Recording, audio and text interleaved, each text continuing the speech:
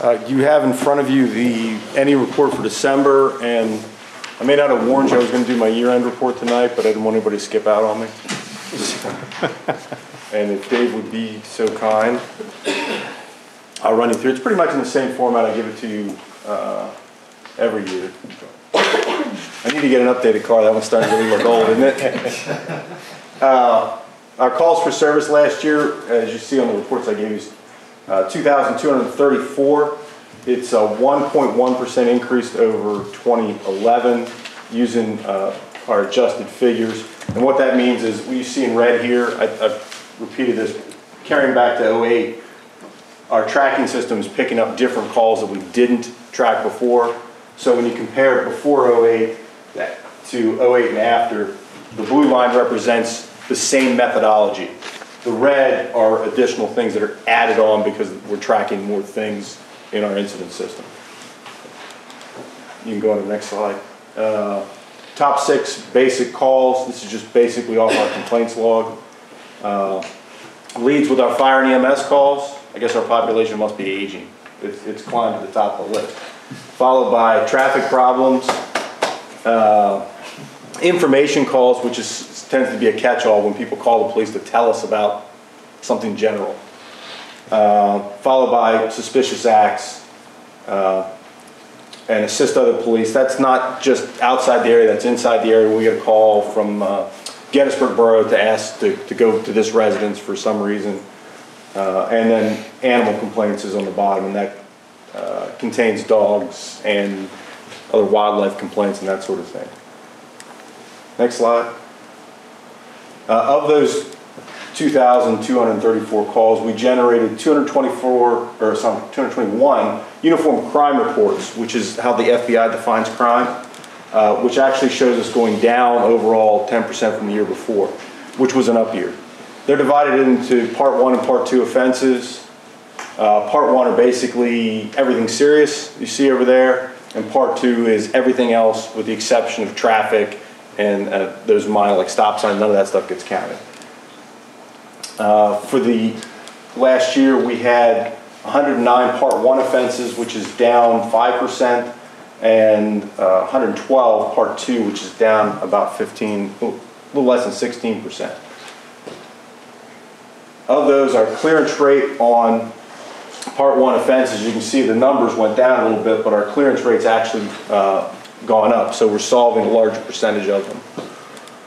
Part 1 stood at 56.2 last year. For the state of Pennsylvania, it was 29% in 2011, which is the most recent figures the state has available. If we take out the 22 thefts at Liberty, which are always difficult because we have a criminal and a victim who show up here, have their crime happen, and they both leave, which make them particularly difficult, it would push us up to 73% if we took those out. Part 2 offenses, you can see we had a few less Part 2 offenses, and the clearance, the distance between the two bars is getting closer, which is what we want. Part 2, we stand at 80%. State average was a little more than 58. We've increased by 10% our clearances on Part 1 and by 8.9 on Part 2s, which I'm proud of the guys for.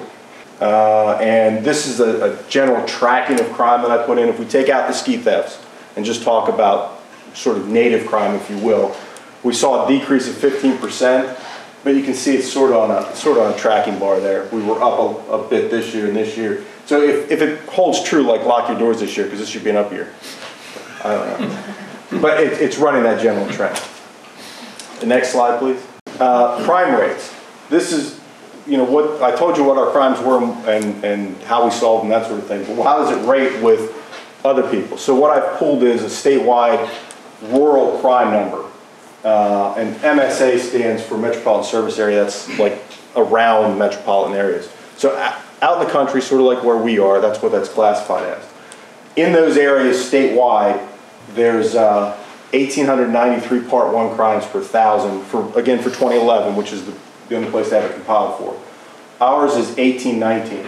So we're about 3% less than state rural average. Last year we were above the state rural average, if you recall. Part 2's 4,068, we're at 2,548, which shows us 37% under for Part 2 crimes. So it's good to be under on both of them again this year.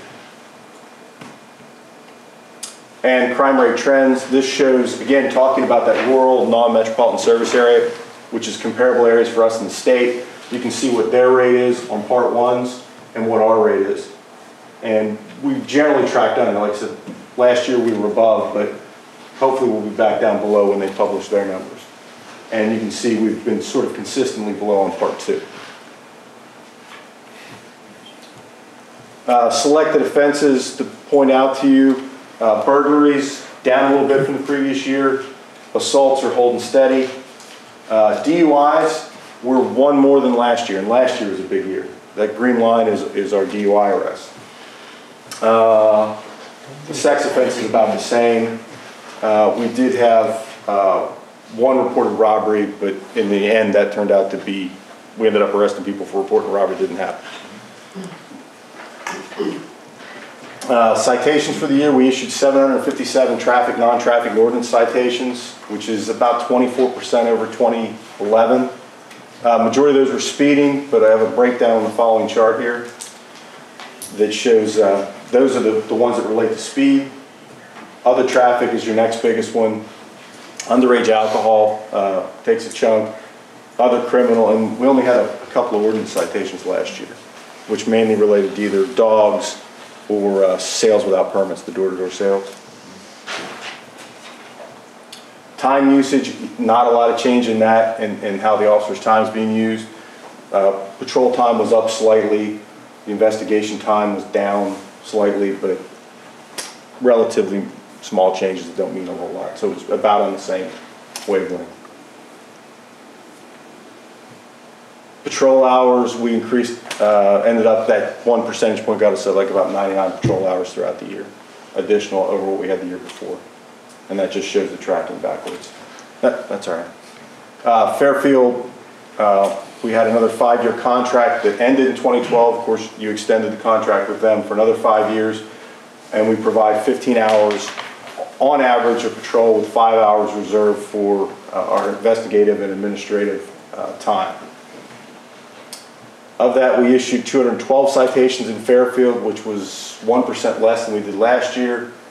307 calls for service, which actually has them up a little more than 9% for the year.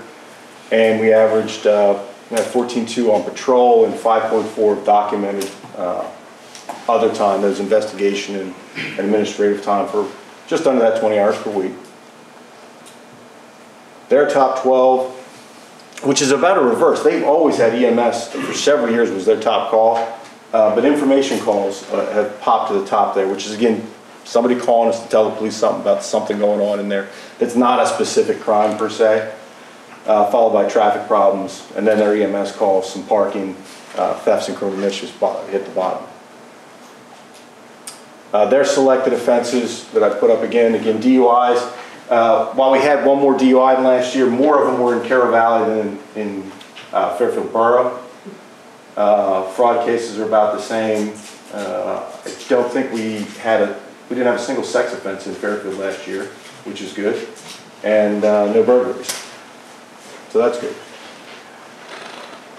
Task force hours, we spent 80 hours last year working on the Adams County DUI Task Force, which is paid for by state and federal monies at no cost to the borough and its taxpayers. And for the most part, those hours increased local patrols where we actually put extra manpower out on overtime paid by the state on DUI enforcement. Some of it went to checkpoints. We also had a checkpoint here last year, and that money paid to send probably 15 officers down here for us.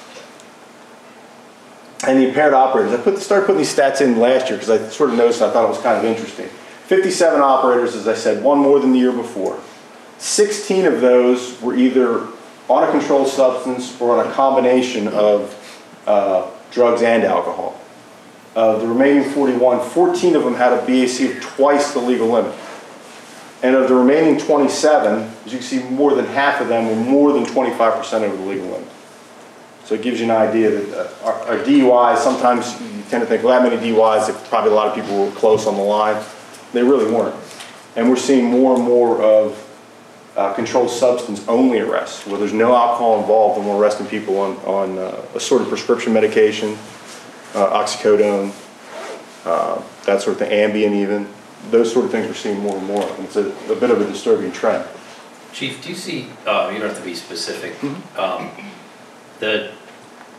is it Carroll Valley, like, the issue, or is it people, like, I could see, people passing through or whatnot, is it Route 16? No, I tell you, really, there are some of it is around the Zora intersection. Most of it, more than likely, comes along the Fairfield Road, and a good many of them are fairly local. Really? Yeah. Yeah, I mean, we do get a share that are from out of state passing through, but a lot of them are local problems, and it's not just us. Are these occurring more at night or on the weekends? More on the weekends and at night. I mean, nighttime is the higher time for them. We see, with the drug stuff, we see more of them popping up during the day. I mean, more than we had in the past. But it is a night and, of course, more weekend thing. What's the age distribution? I didn't pull up age distribution. This year, I know I think we only had 1 or 2 that were under 21 years of age. And we had more than that last year of what we call minors for the purpose of DUI. The rest of them, I'd have to look up and see that, but it varies. I mean, we have a lot of young people, we have older people, we have some really older people. It spans the generations. National Night Out, our community event last year in August. We had 40 groups from around the community that came and presented throughout the county, which is a big bump up. Joanne, of course, goes out and searches these people down, and I think she actually handcuffed a couple and brought them here, I'm not sure. But she does a great job of getting some really great people to come in and provide information. They were counting at the door and counted over 450 people that passed through that evening, which is a big jump up for us. And we did have another jump in fingerprinting. We had 62 kids come through and get the fingerprint kits that are done by the Gettysburg Masons for free with the ID kits. So that was great. I think the next slide may have some photos from our own Mayor Harris of some of the presenters and some of the people that showed up. I guess we had 2 different dog groups. This is a rescue team that's out of Maryland, and I think we had a second team there as well from Maryland that came up. But it was a good night, and it wasn't, I think, the hottest night of the year for a change. And that's what I have. If you have any questions about it, I'd be happy to answer.